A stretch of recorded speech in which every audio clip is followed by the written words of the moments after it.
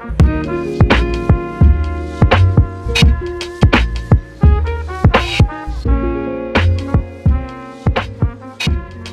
time to prep. We here. Too late. Too late. It's on wax. Too late. I guess.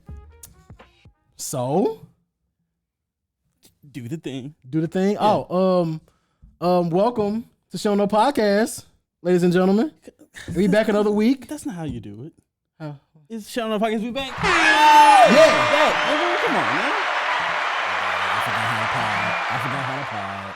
Probably nervous. And I'm very nervous too. Why are you so nervous? Cause we got a girl. we got a lady here today. Yeah, we got a lady.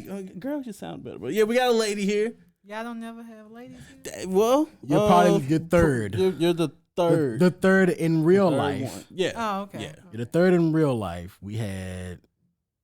Shout out to Miss Anita Love. That was the Mhm. first one. The second one was my lovely lady, Miss Mingy. Yeah. And you are the third. Well, I'm happy to be here.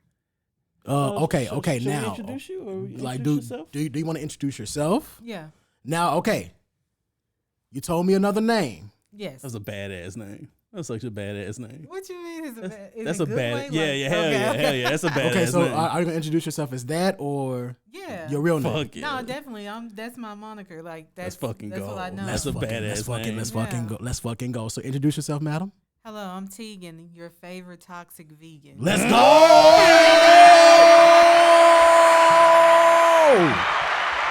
Let's go.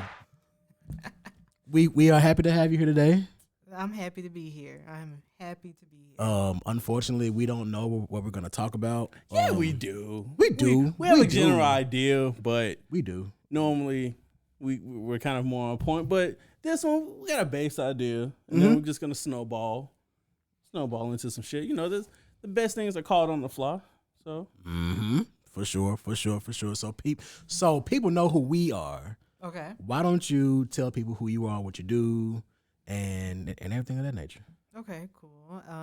Well, like I said, I'm Tegan, and I am a filmmaker. I've been doing film for, I would say, consecutively for about 14 years.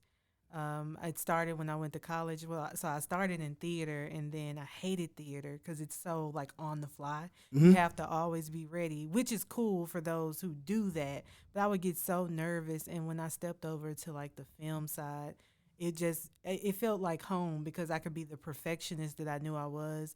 And no matter whatever I'm putting on screen I felt like that was the best cut that we had. Yeah. So it gave me this opportunity to be very strategic in the way that I planned my writing. So like the blueprint of the film to the way I edit it, which is the visual storytelling of any movie you watch. Right. Fucking A. I like that. And do you think you found your passion in that? Definitely. Like I do. When I was younger, I thought I wanted to be a rapper. And I feel like I was pretty solid when I would flow, you know? You are. You Like, still are. yeah, that was a thing. That was something I really, really loved. But then music changed. And because music changed, I didn't want to conform to what I was hearing. Right. And I guess I didn't really believe in myself to be different or to be like the older generation, I guess, because I wasn't rapping like how Nicki Minaj was rapping, right? I was much different, and so I didn't want to do that anymore. And I think film gave me this passion where music is like an ex-boyfriend. You know, like right. music is like your ex, and it's like you're always gonna kind of have love for that person or that medium, but like film is like, oh shit, that's the love of my life. You know, like Right. I want to see you always prosper. You know? For sure. And that, and the reason why, the reason why I asked it because most people think that, like you said, like you wanted to be a rapper, so people follow through with that, and they go through the trials and tribulations of doing that, and then just get to the end of the road and being like, well, fuck, this didn't work for me, and it didn't work out for me, and I didn't find a way to pivot. Yeah. Most people don't pivot. Yeah. They Like don't. you really found something that you love doing, and you found success in it. Yeah. And that's yeah. and that's really dope. And I'm proud of you for that. Yeah, I Same. mean, yeah, because when you try to get in any type of entertainment field, you have to understand that there's going to be a lot of no's. There's going to be a lot of not yets. And hell, I think not yet is worse than a no. Yeah, because at least you know you know. You know, yeah, like for sure. a not yet, you might hang on to that person or that person's word or that possible maybe one day. And then you just keep waiting and waiting and waiting until you realize, hell, you're not getting any younger. Yeah. And that's why I'm an advocate for both in the music medium and in the film sector as well as being like an independent artist. Yeah. Yeah. Because no matter what, I mean, if I don't get signed by Arista or if Paramount decides they don't want to buy my movie, fuck it, I'll just put my shit out myself. And with the power of the internet today and social media, you can do your own marketing. You can do it. It's now, mind you, it's a lot of hard work. It's a lot of hard work, Oh, and that's why definitely. people go to these big corporations and these big production houses because they handle most of that. So you can do it for you. Yeah, where you can just focus on the creative part. But now with the power of the internet, a no from a big corporation or, like I said, a big production house can be a blessing in disguise. I mean, yeah, definitely. Yeah, and you can do it. You can do it all yourself. You can. You can just do it gotta- all yourself. You just have to be strategic with it. Yeah, for sure. And everything won't work for everybody. That's a another fact. thing, you know, because if you still have to be the powerhouse behind how much marketing you're putting behind yourself, right? Exactly. I mean, Master P used to sell CDs out the back of his Cadillac trunk, right? I mean, shit, Tyler Perry used to give people bootleg copies of his plays. And for that shit to circulate from Atlanta to then go to North Carolina, Memphis, hell, you name it. Next thing you know, it's all over the country. Next thing you know, everybody knows Tyler Perry. Next thing you know, he has a deal with Lionsgate. Next thing you know, he fucking is Lionsgate. You know, like, you know, and he That's has a this fact. huge studio. But all of that started because he believed in himself and he found a way. Okay, bootlegging right now, the people are bootlegging DVDs. I'm gonna go ahead and throw my shit in the mix. And what the bootleggers would do is, hey, I have I'm just gonna name a movie. I have Welcome Home, Roscoe Jenkins, but I also got this new Diary of a Mad Black Woman. You ever heard of that? And they like, nah, I ain't never heard of that. If you buy this one right here, I'll throw you in this one just for $7. Normally they $5 a piece, right? But I throw you in this Tyler Perry, this new shit. Oh, you ain't heard of him? And so now now everybody knows. So they watch the Diary of a Mad Black Woman. They see the same Medea character, and now And play after play after play, yeah. And motherfuckers probably don't even know Tyler Perry, but they know Medea. Yeah, you know? exactly. And now Exactly. until you get to the sector of shit, they know Tyler Perry. Mm-hmm. You know, and hell, he ready, like he's saying he gonna retire Medea. He no longer need her ass. Yeah, because he got his own production house. Like he has his own sets, plural sets. Like He has his own. Yeah, he has his own structure out of it's just out of this world. It's out of this world, hell, he man. pretty much runs BET. and that's something that I did not see coming. Hell no. Like me I Shit, did who not did? see that coming. Who Boy, fucking did? what? Nobody saw What? that shit coming. I'm sure Viacom didn't even see it coming. And so that just goes to show you that if you just put faith into your own hands, like you never know what'll happen. Yeah, but it's also persistence too. It's like, I mean, shit. I hate to go to a biblical standpoint of Go it, ahead. right? But it's like faith with works is dead. God said that faith without works is dead. How do you expect to get anything if you're not working for anything? Like that's crazy.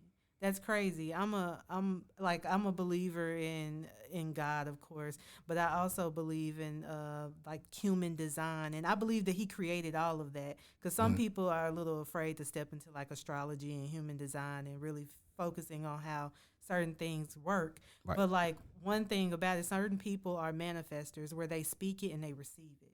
But that's a Yes. small group of A people. very small group. Then you have I be hating generators. sometimes though, for real, for real. I'm telling For real. Then you have generators. These are people that work their ass off. They work every day, and they just work. They're worker bees. They're generators. They're gonna always try to figure out a way to make society work for them. You have reflectors who they take on other people's no, they give other people their energy.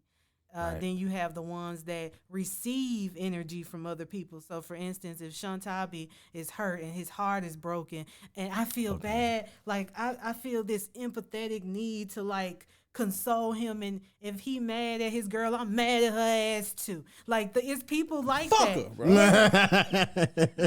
And they all a part of the human design, but a lot of us don't tap into the fact that the biggest percentage of human design is actually a hybrid of generator and manifester. So they're manifesting generators. I mean, it's just a simple name. And these are people that I'm going to speak life into myself, and then I'm going to work for it. Right. So once I work for it, hell, me and God already had a plan, or me and my husband already had a plan, or shit, me and my dog, I already knew what we was gonna do. I say, hey, we gonna get up in the morning, I'm gonna take you to the park. He already up for it, you know. So these are people that I'm speaking what I know will happen. Like I'm manifesting that I'm going to have these things. I'm going to create these things, and before you know it, I got a whole studio building. You get what I'm saying? Because you're already speaking that this is what you're going to do. And then the only time, literally, is just the work, right? But you're not going to get anywhere if you're just sitting on your ass. It's a very small percentage of people that are manifestors by themselves. Them motherfuckers, they don't have to do shit. It just comes to them. But how many people do you know like that? Not many. Not many. But okay, with that being said, like which one do you see yourself as? And I'm gonna ask this question, like, to everybody too. Oh, I'm a manifesting generator. Anything that I speak, it happens. It may not happen when I want it to, and it may not happen when I felt like it was the right time to happen, but it always happens. Yeah. Yeah. It's never on your time. I'm gonna tell you a prime example. This shit was wild to me. But I was talking to this guy a couple of years ago. This was like in 2019. This was like before COVID. And I was talking to this guy. I wasn't really interested in him, but we had like a good conversation. Right. We would date or whatever. And I told him, I said, man, I want to go vegan one day. Like, I don't want to eat meat and shit. I don't want to be unhealthy and shit. I was like, one day, I'm going to go vegan. And I really believed that I was going to go vegan. I just didn't know how. I didn't know when. I didn't know why. you know? Right. I just knew. I just had this urge of like, shit, I feel like I eat meat because I grew up eating meat. Like, I don't really fuck with meat. Right. You know, like, I don't know. I'm not the black woman that fried chicken. I probably fried chicken maybe twice in my fucking life. And one was in the air fryer. Like, I don't do that shit. Like, I don't know how. I don't fry fish. I don't do anything. But I used to bake fish. I used to bake chicken. So I always kind of had this inkling of, well, this is healthier, so this is the way that I'm going to cook for myself. Right. And then hopefully, like, when I have a family, I'm going to cook for my family in the space of we're going to eat healthy. So I told him these things. I was like, hey, I think I'm going to go vegan soon, So years later, time had passed. He messaged me out the fucking blue. And I was like, hey, it's been a long time. We were chatting it up. And I said, you may not recognize me because I lost like 100 pounds. And he was like, word? And I was like, yeah. And I sent him a picture. And he said, damn, how the fuck you do that? I said, oh, I went vegan. And he was like, damn, you told me you was going to go vegan. I said, I did? Because it was like 3 years had passed. Wow. And he was like, yeah. And he screenshotted the text message that I told him I was going to go vegan in. And literally, I said that shit. So sometimes we speak shit into existence. We forget about that shit and that shit comes to pass. I can't tell you how many times I had told people like, fuck Nashville, I'm tired of being in Nashville. I know I don't want to go back to Memphis. I might try Georgia. I just would say it just lollied out. Like I didn't have no plans to go to Georgia. Next thing I know, a friend of mine, you should apply for this job in Georgia. And I think you can get it. And I keep telling them about you and I'm speaking about you. And then I got laid off from my job. And literally they had just posted the job he was talking about in Georgia. They posted it on February 28th. I got laid off on March 6th. Which is like an omen day for me because the guy that I had been seeing for the last like 2 years, that's his birthday. I was like, this motherfucker. Everything I said, God, when after they let me go, I said, I knew this was a bad motherfucking day. The worst fucking day. But literally, I got laid off on March 6th, and I said, and he called me just out the blue, and he was like, "Have you applied for that job yet? They opened it about a week ago." And I said, "You know what? I'm gonna go ahead and apply for it." Not even thinking anything of it. You just shot your shot. Yeah, I just shot my shot, and like I said to God, I was like, "If it happens, it happens. If it don't, then it wasn't meant to be." Can't nobody say I didn't try. Right. Yeah. Can't nobody say I didn't put myself out there. So I did it. I sent them a cover letter. I hate doing cover letters because it's hard as fuck to talk about yourself. I'm like, just read the fucking resume, damn. Like, why I gotta put what the fuck I've done in paragraph format? Like, you already wanted me to do bullet points, you know? So I'm like, okay. Right. I sent in the cover letter. I sent in the when you work in academia, they no longer call it a resume. It's called a curriculum vitae. I sent that bitch in. It's literally like 7 pages. Is that fucking Spanish? Right. Yeah, it's a curriculum vitae, and it literally lists everything I've ever done in film, from every movie I've ever been on, from if I only did the marketing. Like, it lists everything because they want to see how academically structured you are too. Right. And so even the courses that I taught, because I was teaching at a school that's bullshit, and I won't name the school, but fuck that school. Okay. And it's a state school here in Tennessee. It's a state school here in Tennessee. Wink, wink, nudge, nudge. Wink, wink. Right. So I was working there for like 5 years, slaving. And it's a HBCU with all these white people in the damn department, but I digress. And so I was like, okay, well, I'll send it in. So I got the interview, like literally I did the interview yesterday at 10 a.m. Central Time, because they're Eastern Time. And I did it, and they called me back at 1:30 my time and was literally like, we want you. When are you able to come visit the campus? And holy shit. And so now I have to visit the campus in like 2 weeks. Come on. That's fucking Let's amazing. fucking go. Let's go. Like, It's a blessing because a lot of people, they get laid off. They be out of work for a minute. yeah. But I never saw that because I was either doing freelance gigs. Like literally after I got laid off, my friend Aaron was like, "You want to come to Birmingham with me?" I was like, "Hell yeah!" And he paid me to go to Birmingham with him. I didn't have to pay for my hotel. I didn't have to pay for my food. I didn't have to pay for the travel. He ddid all that through his company, and all I had to do was help him film.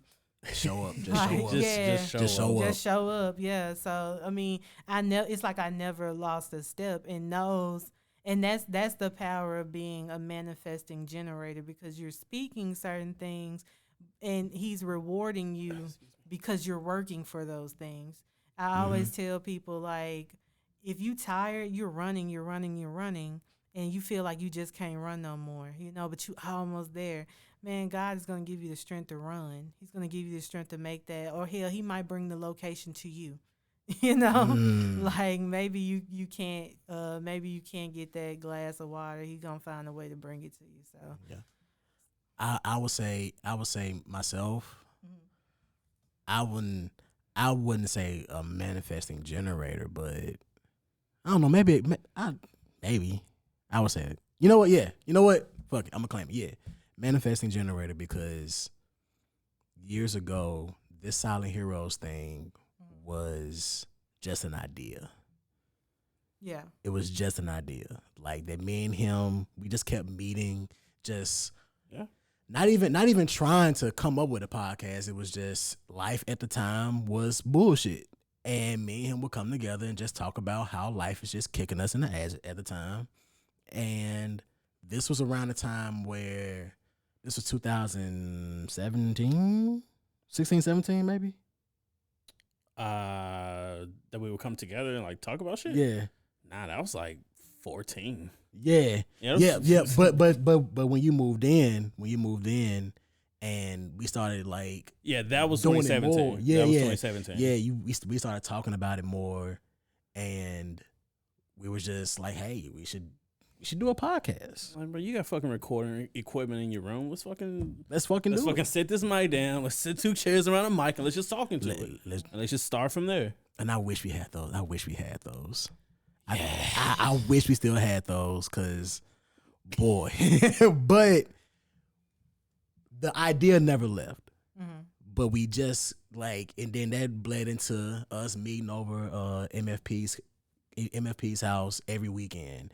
And him and MFP never met, and they meet and they instantly connect over wrestling. Yep. And then D was there too, because MFP was recording his album, I was producing, and D was filming. And that's the core four of the Silent Heroes Network. Yeah. And we just kept meeting over and over, like every weekend, just constantly meeting over.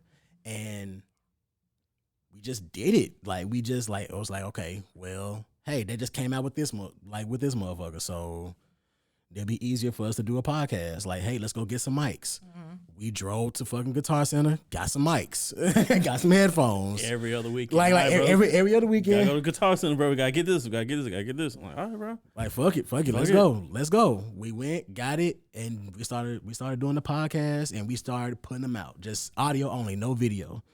We started putting them out. Well, then I made the LLC on April Fool's Day 2020. So biggest joke in the world. Biggest fucking joke. So we just kept going, and now we 4 years in, and now we're just starting to hit our stride, and now we're starting to, like, we just hit YouTube last year, and the biggest take back on all of that was people actually listen. Mm-hmm. Like we see the statistics every week of we have most people listening here in Memphis. And that's crazy. And now we looking deeper into the analytics of all this stuff, and now we worldwide without much promotion. Yeah. Without much promotion. Just putting it out there and constantly putting it out there and being consistent with it. And that was the biggest takeaway of like, oh shit. So it's not for nothing. Like we're not doing this. Yeah. It means more now. You know what I'm saying? And that's what we talked about this shit years ago. Mm-hmm. And now it's an actual thing. And it's dope to see the people that we've brought together, and we have a lot of shows under the network. And you know what I'm saying? And like just now, today's Friday, just now, the new Shag episode is out. The new Silent Heroes Anime and Gaming podcast. A new episode of that is out. And yeah, man, like I wouldn't have thought that I would be doing this. But also the music is doing well also. Mm-hmm. So like 2020, I put out my first song, and it started gaining traction. And I'm hearing from actual people that I don't know that, hey, this is hard. I like this. I like this. This is hard. And that led to a few opportunities that fell through. But hey, that let me know that people are watching, people are listening. Yeah. And that really put a barrier in my back. And that really told me, like, hey, even throughout the bullshit, like, cause sometimes shit happens. Like earlier this year, we hit the ground running. Like, we really hit the ground running. Like, after Christmas, we took like a 2-week almost Literally 3 weeks, a 2 week. a 2 week break. We came back and we hit the ground running. And then our office had a leak and it messed everything up for a while. That's putting it fucking flood. And that happened, but we didn't stop. We just took the operation to back to where we started. Yep, back to square one. Back to square one, and we kept going, and that was Discord going on. Thought that was mine. I'm sorry. yeah. so yeah, like that was just. I say all that to say we had the idea, and we manifested it. Yeah. We put work behind it. Yeah. And now we're here, and we're all the better for it. We didn't stop. We didn't stop. Yeah. And that's what, that's I wouldn't. that's a blessing in itself. Like that title is pardon my ignorance, but maybe it is a bit too fancy for me. Like, I don't know if I'll claim myself as that. Is just, man, if it means something to me, bro, I'll do what I can to make it happen. Or like do whatever I can to do my part in making it happen. Yeah. Right. Working for it. Yeah. Yeah. So like whatever that means, like just being useful, Yeah. being a team player, being just an important asset of everything coming together. That's mostly my biggest thing as far as this. So, when it came to fucking going out to Guitar Center to grab the stuff, everyone just crammed in my car and we went out there. Did I pay for everything? Hell no, but I'm how we got out there. I support you as you swipe your card. Bro, like, come on, bro. I ain't got a dime, but shit, I can take y'all out there. And like for every other weekend, was out there at Guitar Center grabbing mics, stands, just fucking things, headphones, everything. Just doing whatever I can. So yeah, again, like I wouldn't say a manifestation generator. It's just if it means something, I'll work for it or I'll work towards it. Yeah. So if that's still technically it, cool. I just one thing to call myself that. Yeah. So I just think. Well, just know it's not so. Because I don't want anybody to watch and be like, "That's not what the fuck that means." Hey, like it's all. Hey, bro, you ain't gotta yell at me. I don't know anything at this point. Well, it's all kind of contingent on your birth chart as well. It's kind of deeper than the title. Than the title or the 5 of those, because you kind of have to factor in who you are, like what time you were born, what city you were born, and all of that. And that kind of creates like your overall human design. And then it's like 12, 13 things that kind of coincide with that too. Sheesh. So, well, yeah, it's a lot hey, for those who really dive into it. Mm-hmm. So hell, I mean, when I talk to my friend G, hell, he teaches me shit about stuff I didn't think about. So I learned from him as well. Yeah, man. Like I don't know 2% of that. I just know that, hey, I just know that I just wanted to make dope shit with my friends. Yeah. And that's pretty much all I needed to keep going, honestly. Like, we're doing dope shit. We have a stream. It's a passion. Yeah, like, we have a stream, Really like, is. well, by the time you see this, it'll already be out. Or we've already done it. So, yeah, like, we have a stream tomorrow, so like, Jesus Christ, this weekend's gonna be terrible. Fucking Cody, son of a bitch, you better fucking win, bro. Else but us. Who else but us? But yeah, man, like that was a dope convo. Like I like that. I like that. So, all right, time for some messiness. Not messiness. It's time for some messiness. Well, you know I'm not messy, so I don't know. All how to be messy. right, so Pete. Cleanliness is next to godliness. So, hey, Uh-huh. okay, let me preface this. The whole beef going on between the Drake and Cole and Kendrick and stuff like that, right? These people are beefing? Not real beef. It's just like Kendrick, you know what I'm saying, flip the table that everybody was sitting at and said, hey, fuck you and you and you. You know what I'm saying? Mm-hmm. Rap. You know what I'm saying? So, I wanted to ask a question. Okay.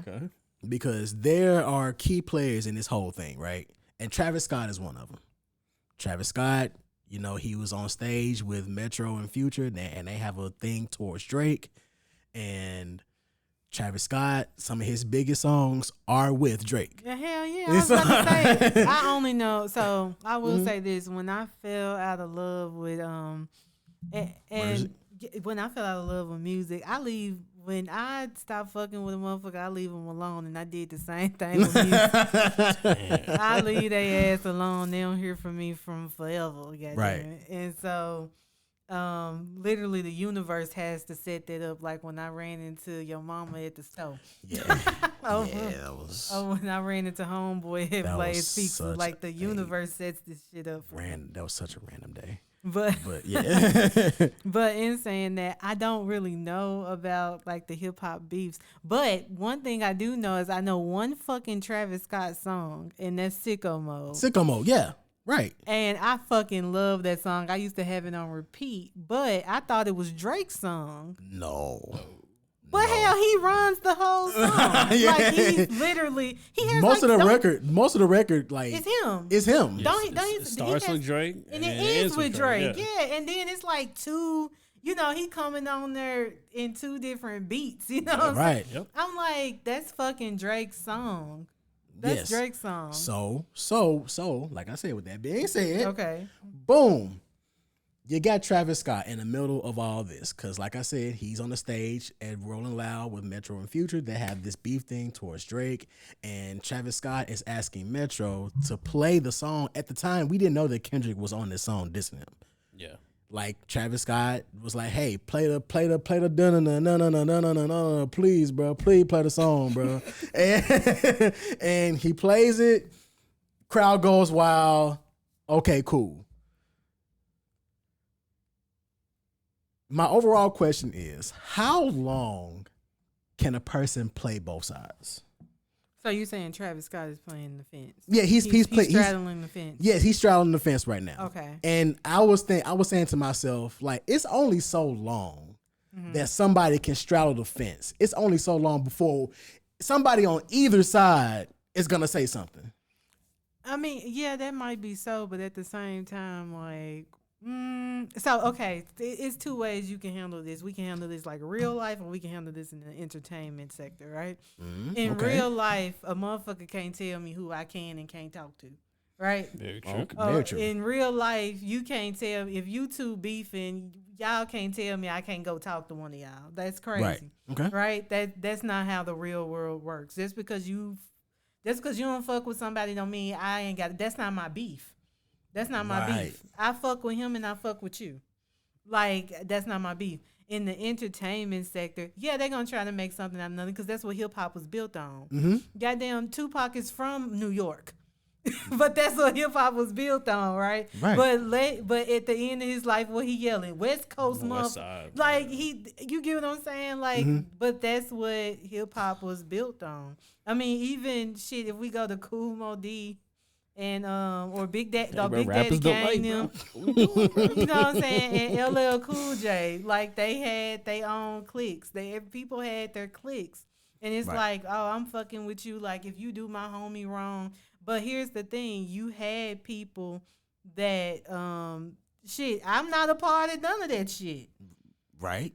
So fuck me too, and so then when it becomes fuck me, then it's fuck you. So as soon as somebody tells Travis Scott, "Fuck you," because somebody's gonna do it. Somebody gonna say something, and that's my whole thing. And I doubt it's gonna be Drake. Yeah, and Drake might do some shit like, behind the scenes, but he ain't gonna do shit on the mic. Right. So my whole thing was like taking the entertainment shit out of it. Mm-hmm. How long can somebody do that? Because I'm of the mind where it's like, hey, eventually you gotta pick a side, dog. No, you ain't gonna put like you gotta pick a side. You can't be over here because I know y'all don't watch The Housewives, but we gonna carry you to that bitch for 8 years. So, like, when things start to get said, and things of that nature, and things start to happen as a result of the beef, when shit from like, okay, when this motherfucker starts talking and he eventually gets to the ops and shit like that, I'm gonna look at you because you was just over there. I get what you're saying. No, So it can really look away like it can look away. It can look away where like, bruh, I know these niggas ain't saying shit, but you the one that's over there with them. You know, I got an example. I do got an example. Okay. Okay. So, and they ain't gonna know. I mean, even it, if my cousin look at this, they ain't gonna know I'm talking about them. Gotcha. So anyway, even though I just said my cousin, so if you say any names, I'll bleep it out. So I have a cousin, and her baby daddy. Like he took me to the mall one time because I was like out in Texas where they live, and he took me to the mall to like I needed to go find some shoes or some shit like that. And while we were like on the way to the mall, at the mall, when he was driving us home from the mall, he was talking shit about my other cousins. He was like, they always interfering in my motherfucking relationship. One of them. Them miserable bitches. You know, like this is how, and I'm like, nigga, that's my cousin. Like, your baby mama my cousin, but that's my cousin too, nigga. I'm related to all these people. That's my family. Like, what are you talking about? And so I'm just like, well, you know, I ain't gonna say his name, but I was like, you know, like, that family gonna always be family, and so you need to be careful that you're still respectful because that's still her family. You know what I'm saying? Right. I'm trying to like come down on his retarded ass level, and I'm like, okay, dude, you know. And so I told my cousins what he said about them, and one of my cousins brought up a valid point. She said, "Why the fuck he so comfortable talking to you?" I was like, you know what? Okay. Whoa. What does that mean? Right, because I was like, you think I'm an op? You think I'm trading, you know, spots with the family, like to. I was like, I think he felt comfortable talking to me because I didn't live in Texas where they all were. Yeah, because she's not like them. That's why I feel comfortable. Yeah, that's how he looked at it. Yeah. What the fuck? He looked at it like, because I'm not, if anybody knows me, they know it takes me a while to get comfortable with people. Mm-hmm. I'm not going to like I've known Shantabi for like damn near my whole life. That shit crazy. And of course Mario too. So like for me, it's easy, but if y'all had somebody else in here that I didn't know, I wouldn't talk that much. Right. I mean, it depends on who it is and their vibe they're giving off, but half the time I'm very to myself, and I think he was okay talking to me because I was a silent person. Like I'm a listener. Right. Where right. And probably all he wants is for them to shut the fuck up. Yeah, that's it. That's truly what it was. Because I became the listener because my cousins were always so vocal. Yeah. I never had to talk. Right. Yeah. They did all the talking for me. I mean, shit, I remember when I was 6, this guy beat me up in class, and my cousins jumped his ass in the bathroom at Westwood Elementary. This shit happened, Christ, and it's like I never had to really talk because they did the talking for me. Facts. So I think he felt comfortable when she said that. I was like, God damn. Am I a part of the problem? And so, but I know I'm not, because I know and I'm always gonna choose them. You know what I'm saying? For Those sure. are my folks. But going back to like Travis, somebody is gonna try to throw him in the mix, and it's fair. You know what I'm saying? Because somebody is gonna feel like you fucking with them, your ass over there talking about me too. But also because it's just business. Like, yeah, he's done a lot of work with Drake, but how close really is he with Drake? The fact that he got his head like an inflatable Travis Scott face on his tour, like hanging up, and on Drake's tour? Yeah, on Drake's tour. Oh well, shit, he fuck with him. Yeah, he fuck with him. So that and like I said, taking that out of it, I was just using that as like a launch pad. But like, dog, it's only like you can only play that shit for so long. Yeah, you can only do that for so long. I mean, but I think that really, I hate the it depends, but there's a lot of factors that go into that. Like the two people that's beefing, and whoever the middleman is. So, for example, put you back in the hot seat. Me and D are beefing. Y'all beefing? No. Just Oh, for okay. example, Shit, I was like, damn. me and D are beefing. Pick a side. Shit. Exactly. Here we go. saying? I'll fucking leave. I'm gonna fuck this shit. I'll leave. Shit. But no, but see, I'm not that kind of person to put you in a position to make that kind of decision. Yeah. Right. If there's an issue between me and him, who am I to look at you like you're betraying me by still talking to dude? Man, take it from a motherfucker. I've only asked people to choose me one fucking time. I had somebody betray me, and we shared a group of mutual friends, and they chose her. And so I was just like, fuck all of y'all. And now they don't even talk to her, So like she went ghost on their ass. But in saying that, like, but now I don't talk to them because I know who I'm dealing with. Yeah. And I was right 110%. I don't give a fuck what they say. And this was like 10 years ago. But I still know I was fucking right. And that's the thing. You can't tell people to pick a side. But like I said, it's an entertainment way to look at it. And then it's a logical way to look at that shit. You know what I'm saying? Drake has done a lot for him. And so Kendrick is the one that said fuck Drake. Or Yeah, that like I said, everybody sitting at the table, Kendrick just came to was like, What a bar is that, nigga? just flipped this bitch and said, fuck you, you cool, but fuck you, I'm out. And what the fuck they have to do with Drake?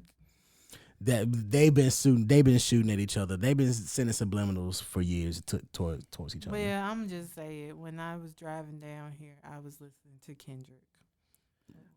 I mean, bro, You chose a side? Like, that's crazy. The whole tribalism and this weird thing with like parasocial relationships with celebrities is like, I don't understand that. Yeah. So this whole thing, like picking a side, is like, bro, is this even worth picking a side? Or Yeah, because most ain't times he still what happened with him and Pusha? because the Kanye and his behavior and What the hell Kanye got to do with this? like Kanye signed Pusha T, like back in what fucking 2007 maybe. I'm just picking out. Yeah, but like that all that aside, I was just like being a spectator, and I'm like, that's. I mean, bro, weird. When it comes to celebrities like that, it's like, bro, pick a side, don't pick a side. It doesn't really matter. It doesn't really matter. It doesn't. I'm just saying, like, the optics of it look weird. Yeah. The optics of it look weird. Because, like, no one's really getting hurt in that situation. Of course not. So it's like, Absolutely not not. with them. Of course not. They not like Them niggas is billionaires, so it's just. the billionaires are arguing, pick a side. Like, dude. I don't give a fuck. I was just bringing the question to like if you were beefing with somebody and both of you had a mutual friend, how that would look. And it's like if I'm not fucking with dude, and people do it all the time. So People do it all the time. So would you ask a friend like to be in that position of like, hey bro, pick a side? No, I would say pick a side, but it would look away. I'm telling you, don't ask them because they may not pick your ass. Because I feel Be like that would prepared. eventually lead to a pick a side. Yeah. Really? Yeah, because if it looks a certain way, things can grow from how things look. Well, see, that's the thing though. That's why it's not just as cut and dry because, like, if it's just two friends beefing and then you're in the middle, that's easier than it's a group of bitches that you a group of men or women that you hang out with. And then you got this lone person over here, but you still kick it with them, but you know they over here talking shit about them. When then I'm gonna check the group. Then simple as that. I mean, but here's the thing: they ain't did shit to you. So why y'all talking about my friend though? But that's the thing. They your friends too. I feel you. Defend me, nigga. I feel you, but like, nigga. if my Defend me, friends nigga. haven't done shit to you to talk shit about them, why are you talking shit about them? But who's to say that then ain't nobody? So that's the thing. It's all about perspective and perception, like all that shit. Kind of You got silver in your hair. Yeah, I do that. I Looks thought really you was nice. staring at me for Thank so like, bro, what are you looking at? Oh, Hey, look at you, nigga. What the fuck? yo, that's my nigga. Fuck out of here, bro. You know what I'm saying? But hey, defend me though. You know what I'm saying? No, If motherfuckers talking shit, to you about me, nigga, defend me and let me know, like, hey. I'm really big But on how that. annoyed would you be if you talking shit about somebody and I'm like, but no, don't even say that because he don't.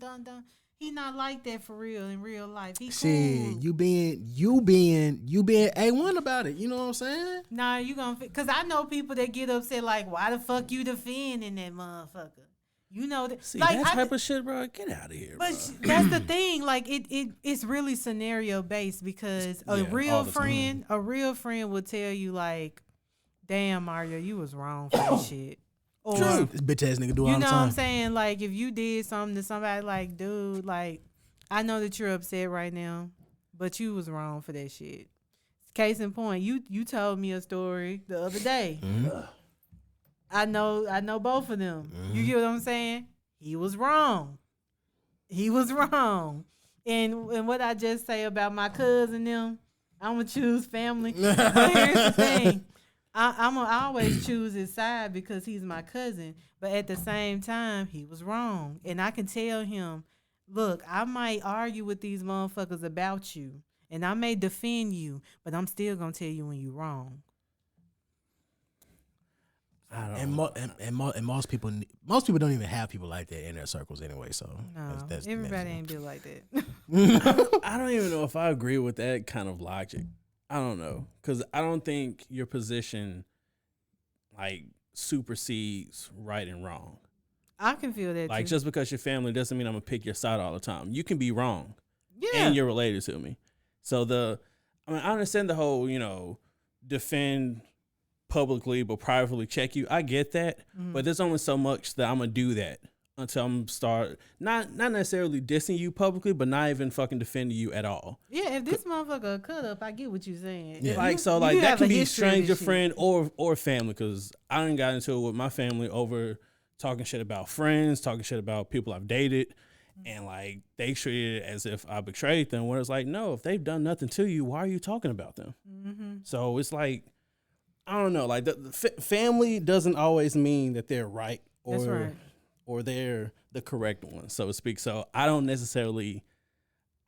agree with that logic completely, because anyone could be wrong regardless if they're related to you or not. Yeah, so you're saying, just so we can differentiate, is that if you're wrong, you're wrong, and I'm gonna tell you you're wrong no matter who's around. Yeah. I get you.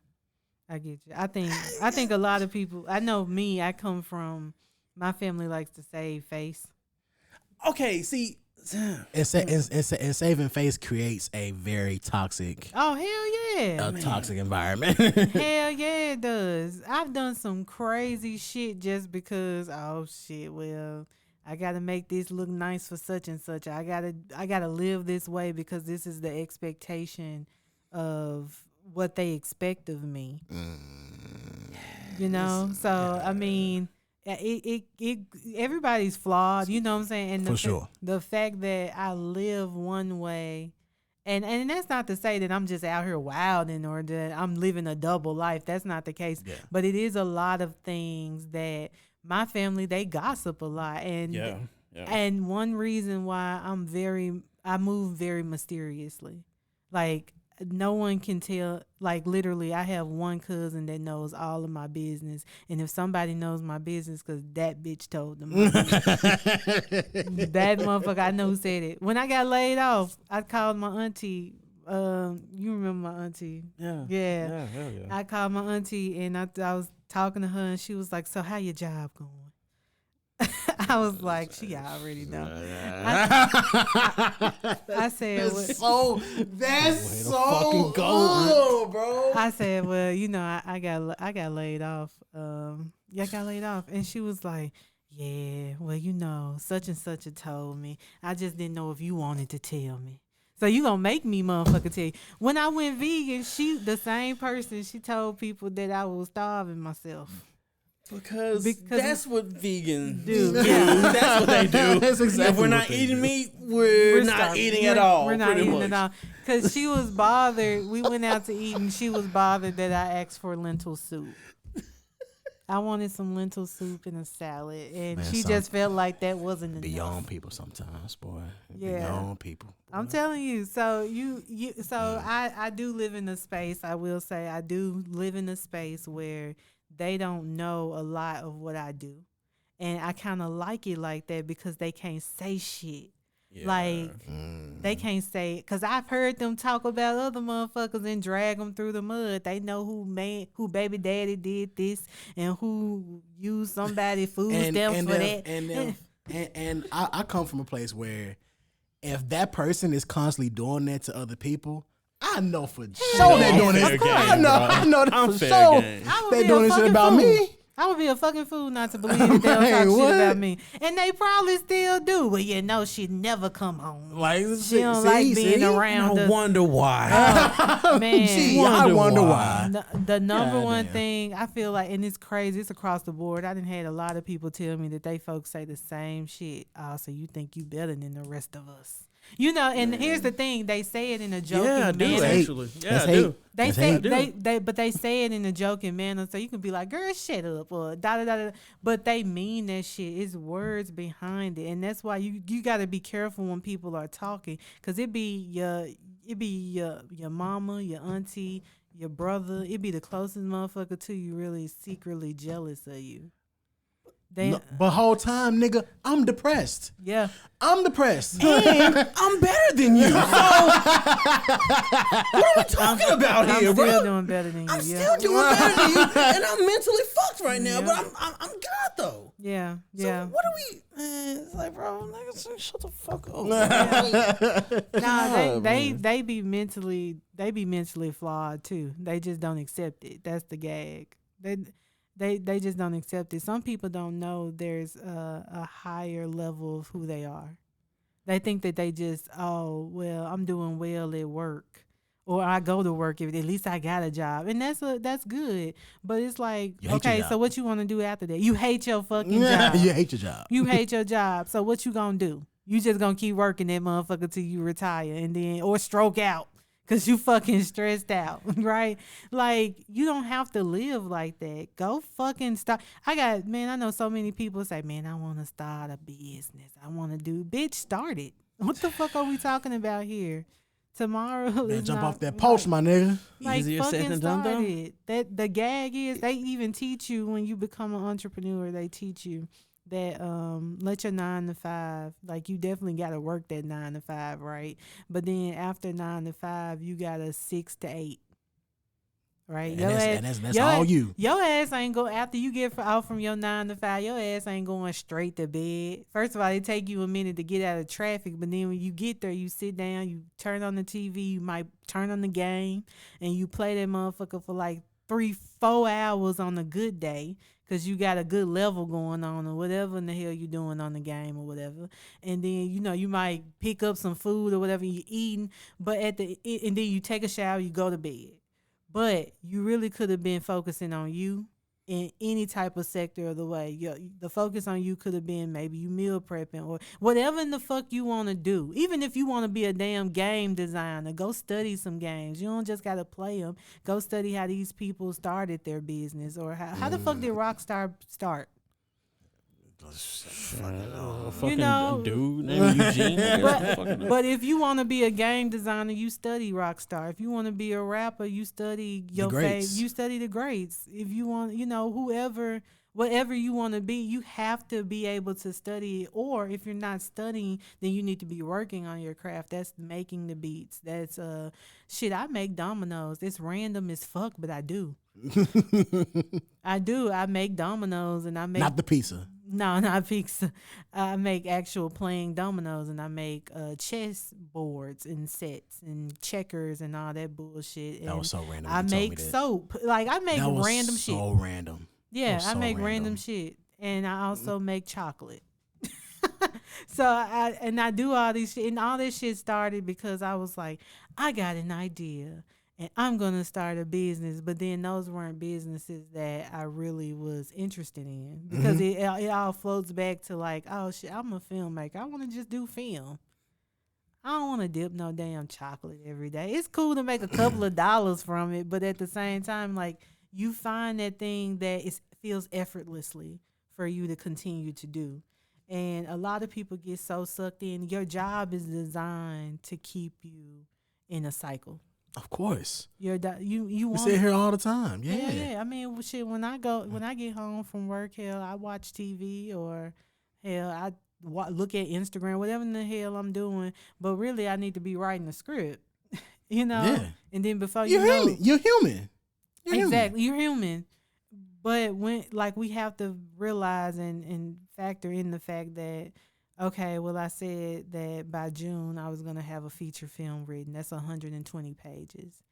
Hell, I think today marks the 95th day of the year or something like that. Yeah.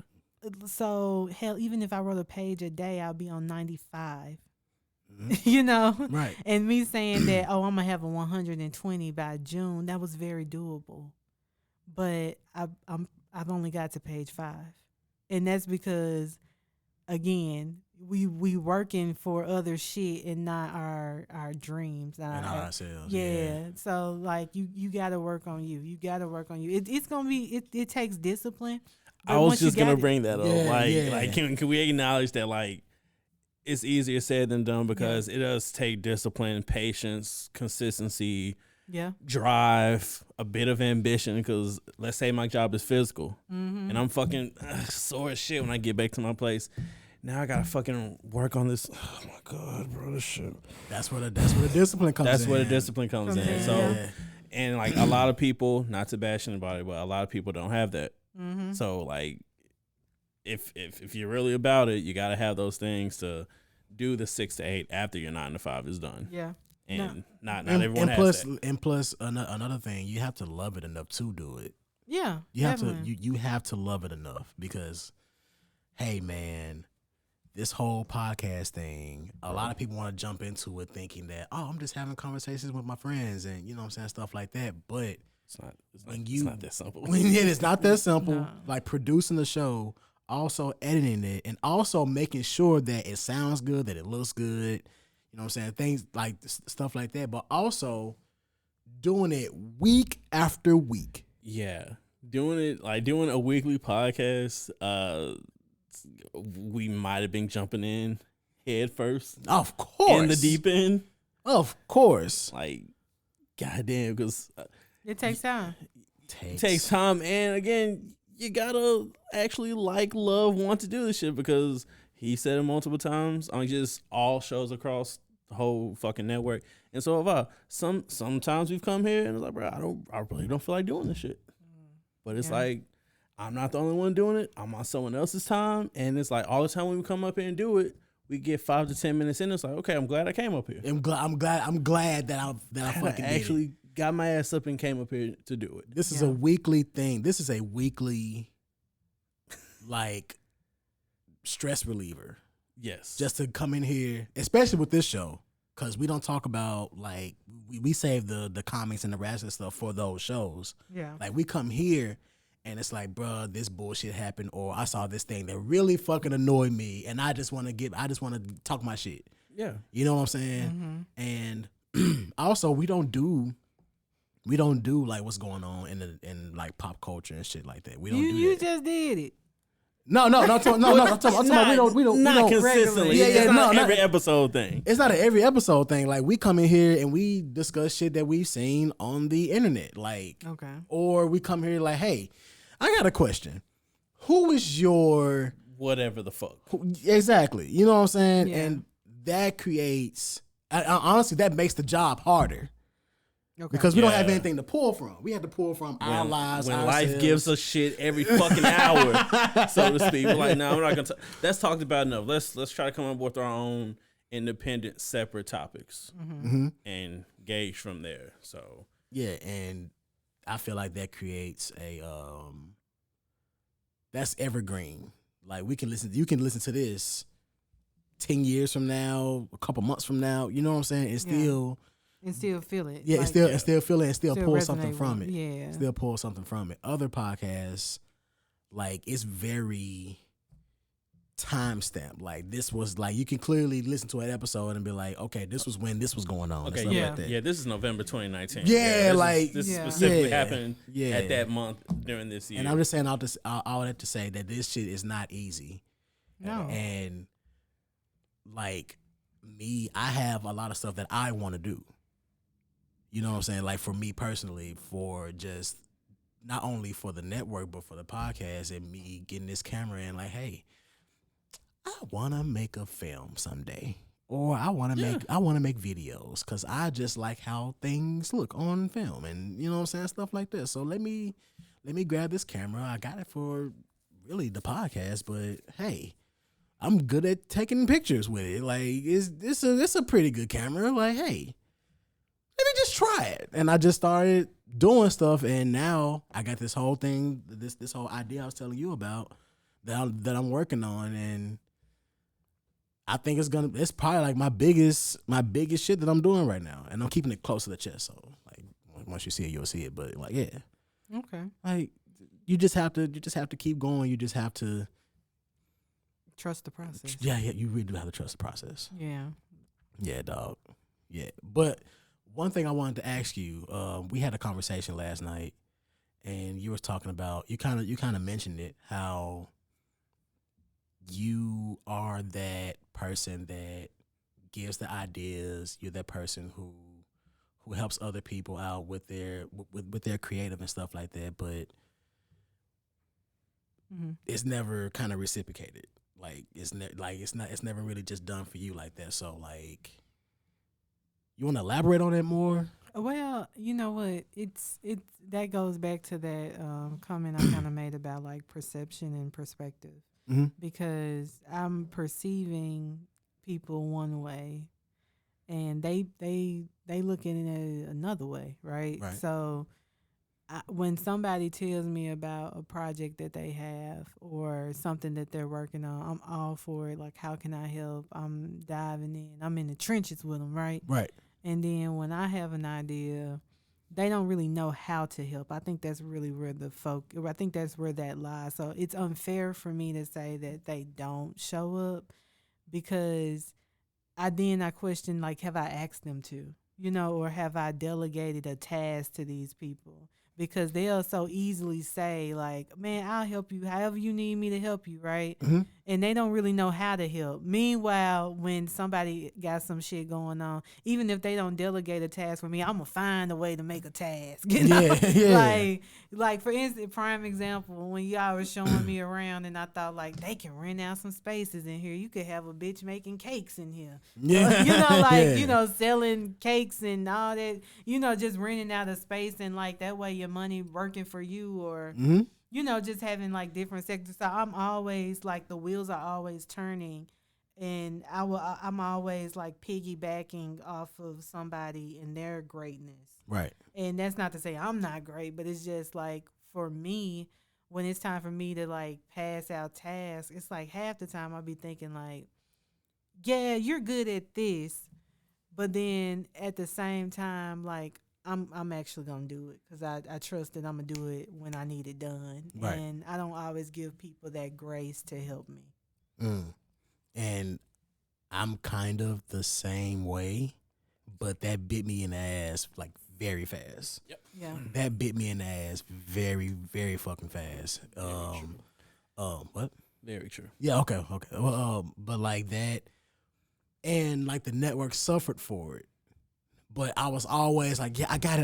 No, I'm good. Until, with me, I know how to handle stuff, but I can never acknowledge when it's too much. Yeah. Like, I never acknowledge when it's too much. It always takes somebody else to be like, bro, hey, him, you know what I'm saying? It took him to say, bro, the episodes are not coming out, dog. And me in the back of my head, I'm knowing, like, I'm kicking myself in the ass because I'm so fucking tired. I'm doing all this other shit. And I'm thinking that, like, oh, I don't want to pass it off to them. I'm just gonna do it myself. Fuck it. Like they don't have like the means to do it, so fuck it. Like, fuck it. Until hearing it from him, and then talking to everybody else about it. And my cousin like, hey, I got this old laptop right here that I can send to y'all. Like, I ain't doing shit with it. He sent it off. He was like, hey, I'll do these, and you do that. And that was a real lifesaver. Yeah, that was a real. He didn't tell me to edit. I asked him like, bro, teach me how to fucking edit, so these fucking episodes can come out consistently. So like on days where you're just fucking exhausted, and when episodes are supposed to be out, fuck it, teach me how to edit. Teach me how to edit the episodes. And it's easy as shit. It's easy as shit, but it's easy as shit. And that's what like clouded my mind. I'm like, bro, it's not that fucking hard to do it. No, it's not. It's not that fucking hard, especially with the program. Like it does most of the heavy lifting for you. Yeah, so all you gotta do is highlight it and then cut it. Like highlight, cut, take it. You know what I'm saying? All this shit.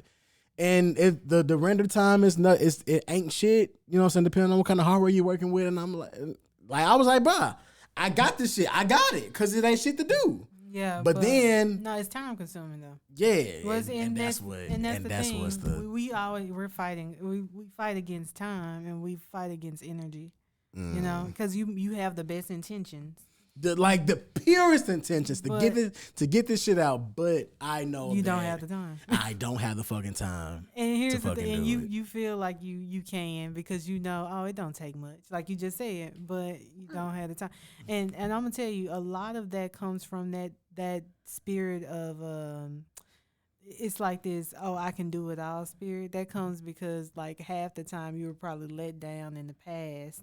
And so you're not really dependent on other people to do the task. You know, that's where a lot of people be mad as hell when they have a micromanager at their job. Like everybody hates a micromanager, right? Micromanagers hate micromanagers. Yeah. But that comes from looking over my shoulder every fucking time. Yeah, they can't trust people to get the job done because they've been let down in the past and they know that they have to be on top of it to not be let down. It's like they're always trying to run from this thing. And that's the same way of trying to overcompensate and overdo, because like in the past I've been let down, so I'd rather just do it and do it all and become overwhelmed. But that's how you become stressed. And that's when people have a stroke. Or that's when people feel depressed, right? Because stress can manifest itself into different things too. Like it doesn't just have to be anything physical or anything mental. Like stress can literally be like, well, where the fuck did Mario go? I don't know. He's secluding himself, and like we haven't heard from him. That motherfuckers are worried, and you just in your bed sleep. And that's how that's damn tired. Yeah, you don't want nobody to talk to you the whole weekend because you tired. You know, it manifests itself in different ways, but it's very valid, and that was a good compromise of, because also I want y'all and know this, and I even used to tell my students this: you should not be the only person that know how to run shit. Because you ain't gonna be here forever. You want to leave your business to someone. You don't want when you die or when you retire. You don't even have to die. When you retire, that your business is gonna fold over, or you're just now starting to think like, oh, I should train somebody to do this. You should know that when you retire, or when you sell your portion of the business, or when you decide like, hey, I'm just want to focus on my son, and I just want to kind of like take myself out of this for a minute. It's in good hands, and your team knows how to run this thing.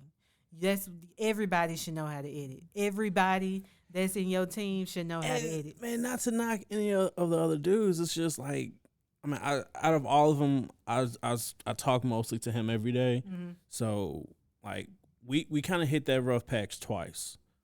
So the first time when I was hitting him, I'm like, hey, Dante, what the episode said, blah blah. Yeah, bro, I'm editing them now. I'm scheduling them to come out this week, blah, blah, blah. Cool. And then, you know, they got kind of stockpiled, but then they got released all at once. And, okay, we're good again. Second time it happened, it was like, all right, bro. Like, what the fuck? Like, what the fuck? Yeah. And that whatever, if it was a little bit of just frustration, that led to me like, all right, bro, if Scrap's sitting in his fucking laptop, legit, teach me how to fucking edit. Mm-hmm. So it can take a lot of load off of you. Yeah. Mm-hmm. So when moments where you're fucking exhausted, bro, the second that we edit, like we get done with these shits, I put it on my laptop and I edit them probably the next day. and schedule them to be out when they are released. Because again, not tonight. Any of the other heroes, I didn't hear them asking you this. I didn't hear them bringing this to your attention. And it's kind of telling, but I know where my intention is. So like I said in the beginning, I'm a team player. Any way that I could help be effective, I will. So me and him, we both do the editing. Yeah. He does more visual now since we're visual, and I do audio. So it's all about just being a team player. Scrap runs the Shag podcast. Yeah. Like I just show up. You know what I'm saying? And that's such a reliever. That's such a reliever. Like, hey, he had the idea for his podcast.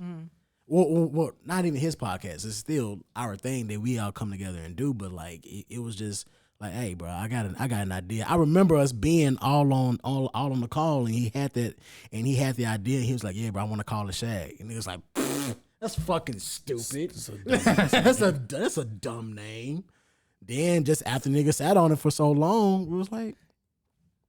Yeah, because you legit didn't like it at first. No, I love the pod, but just the name of it, I was like, shit. Yeah, can we come up with something else? It's like, fuck no, like it fit.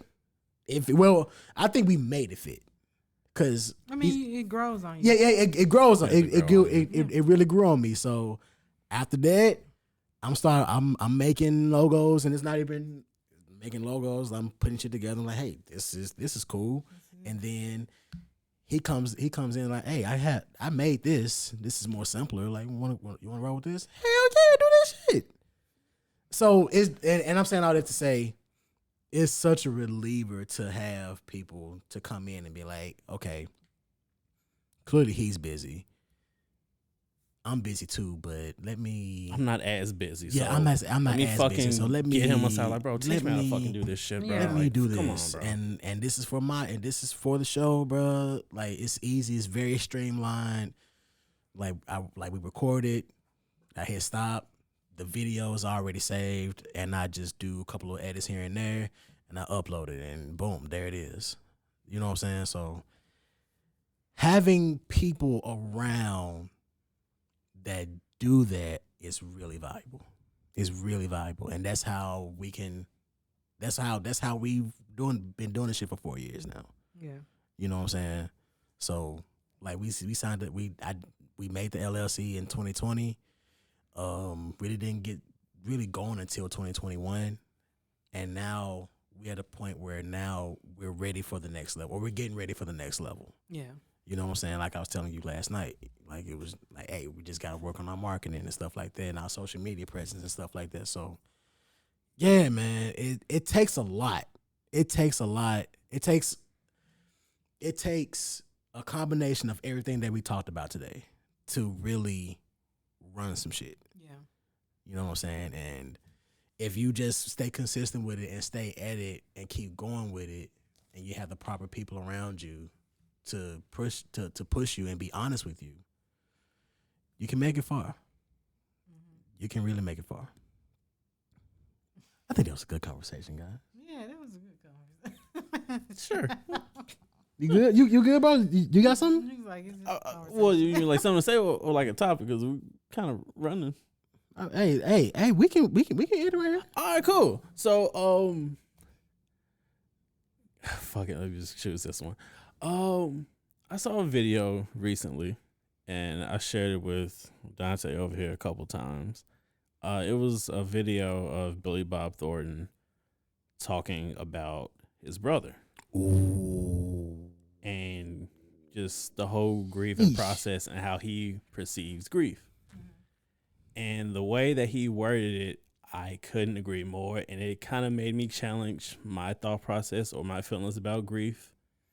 And thinking about what he said and putting it to my experiences with losing a fucking girlfriend, a grandmother, my mom, and having all those three things wrapped into how I am now, I think about what he said, and I think I couldn't agree more with him, because essentially he said that, paraphrasing, I'll never be the same again because I lost my brother, and I like that.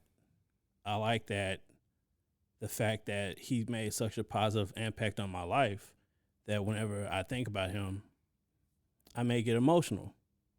But it's a negative outward expression of emotion that's produced by positive. So I may cry because I miss you. I cry because I think about the times that we had together.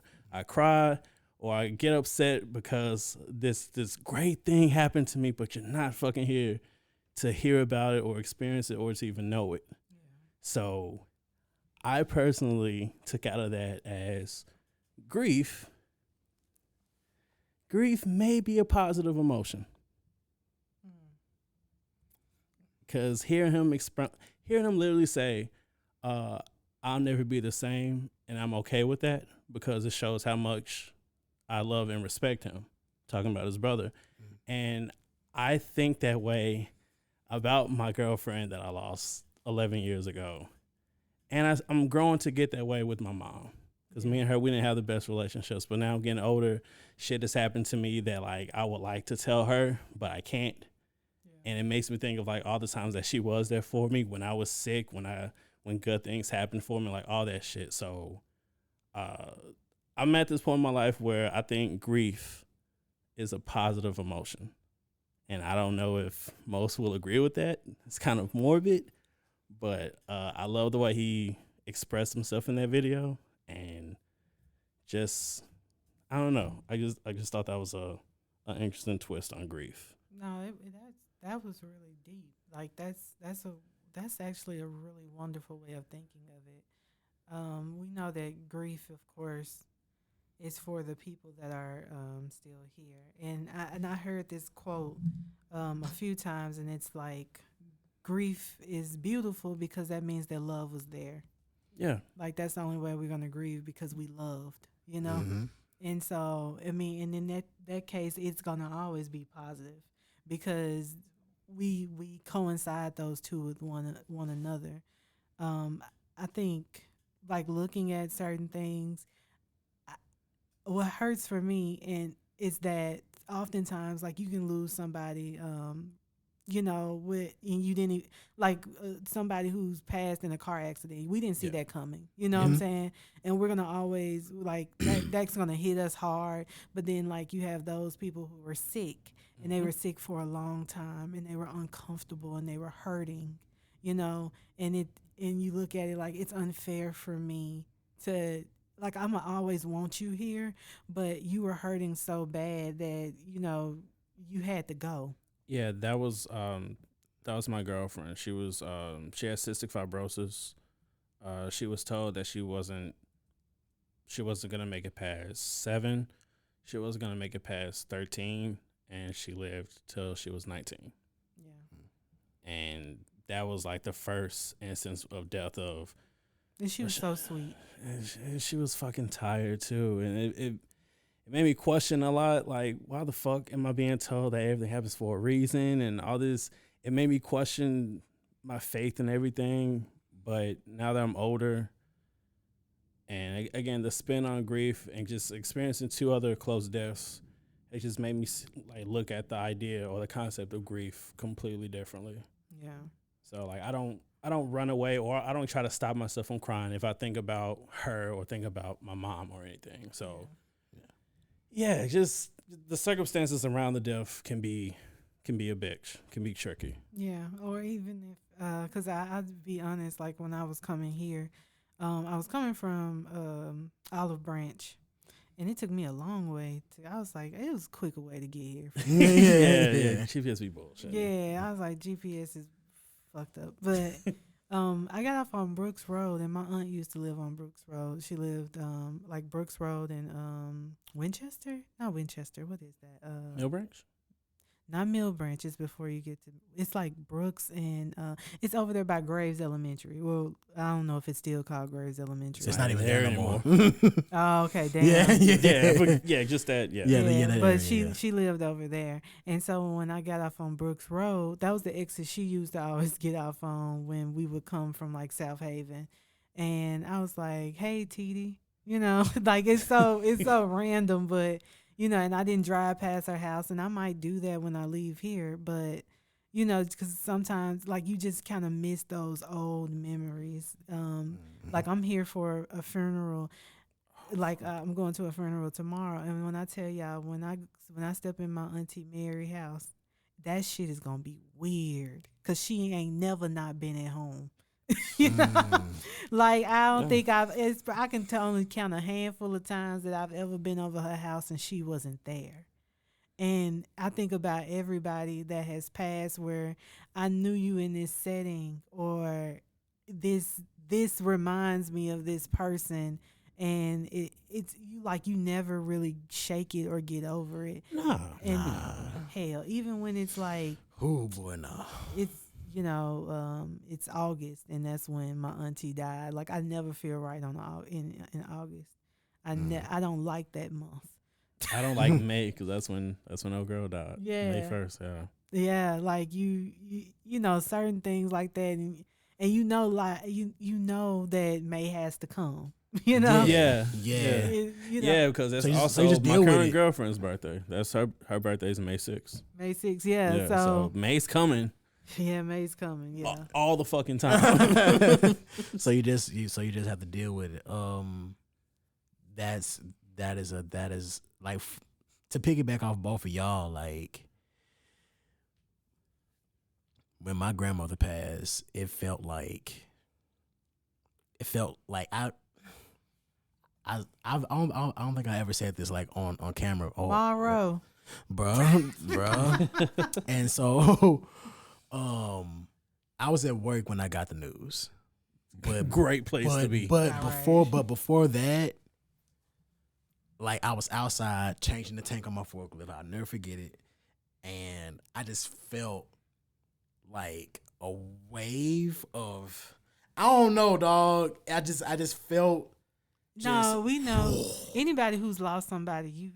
You're told before you're told, and you're told before you're told. And dog, that happened, and then my sister called me, and my mother called me and said that it happened, and I didn't cry or anything like that until I got home and I saw my sister and how she took it, and that's what made me,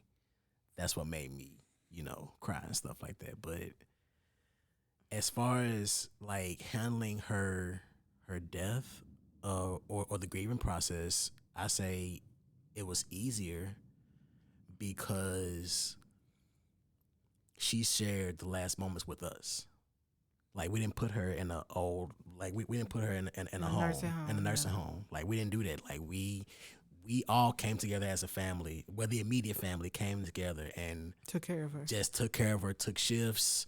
Like I would come home from work and my uncle would be there, and when I leave, my other uncle is there, like helping her to the bathroom, cleaning her, like all of that. We all came together and took care of her like she took care of us. So that made the grieving process a lot, and I mean a lot easier. Mm-hmm. Like that made that process very easy, and I'm honestly better for it because like I think about her a lot.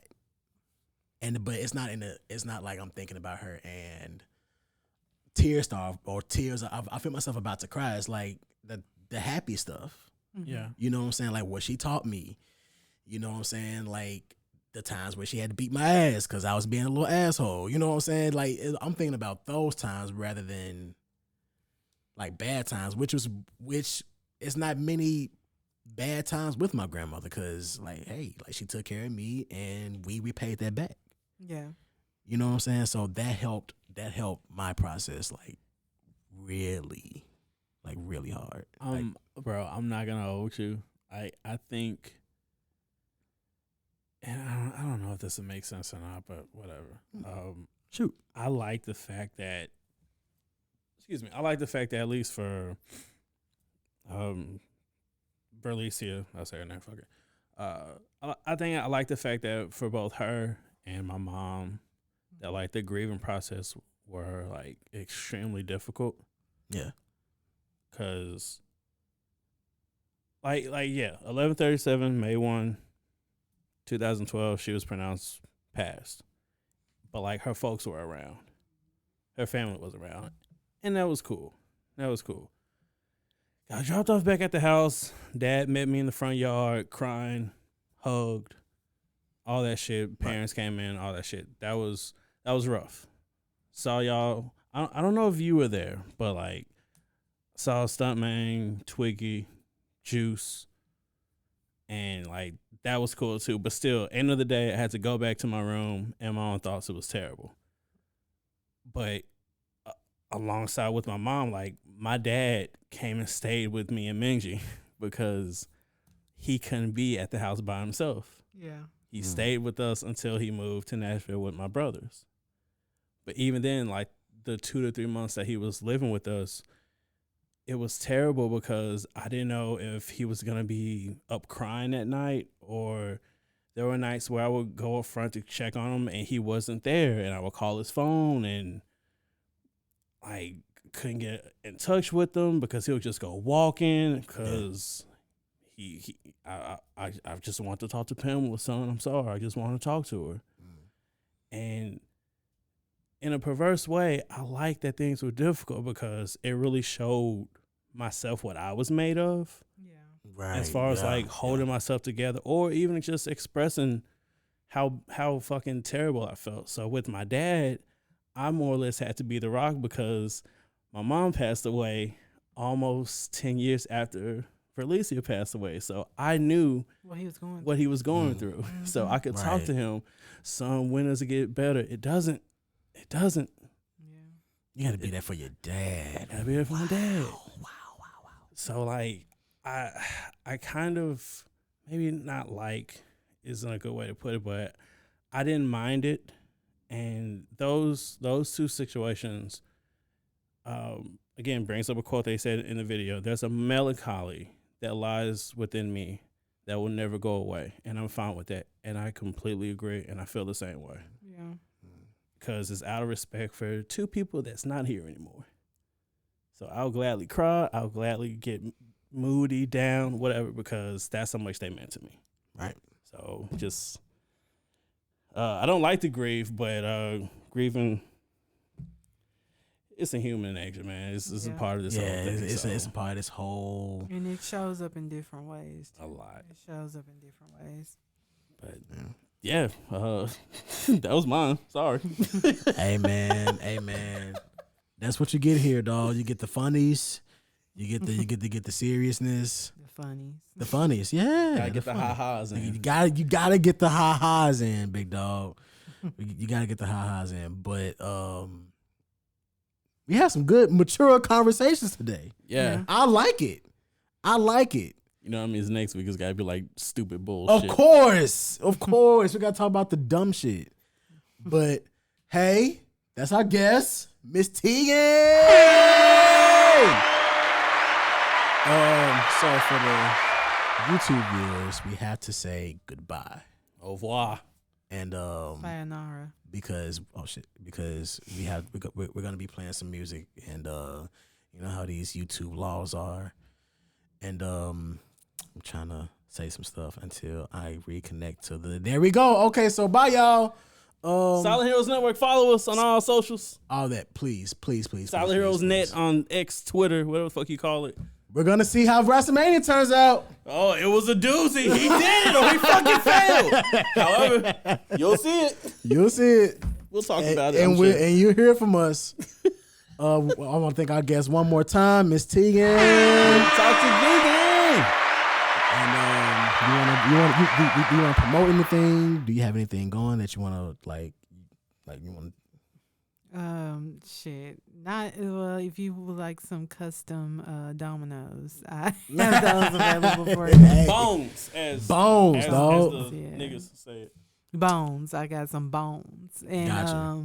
yeah, you know, just a lot of shit gonna come down the pipeline eventually once we get the 9 to 5 mindset out. Let's go. Let's go. So with that being said, guys, that's Tegan. I'm Dante. That's Gun. This is the Show No Podcast brought to you by the Silent Heroes Network, and we will see y'all next week. I promise. Bye. Mwah, mwah, mwah, mwah, mwah, mwah.